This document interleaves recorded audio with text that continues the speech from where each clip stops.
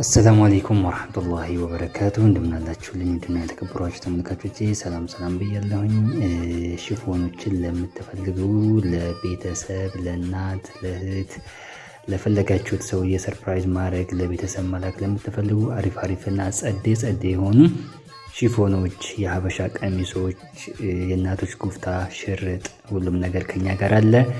ወሎ በማንኛውም ቦታ ውጭ ሀገርም ለምትገኙ አዲስ አበባ፣ ዱባይ፣ ሳዑዲ የፈለጋችሁት ዲዛይን እናንተ በመረጣችሁት በታማኝነት እናደርሳለን እንልካለን። ስለዚህ ሁላችሁም እዘዙ ነው የምላችሁ።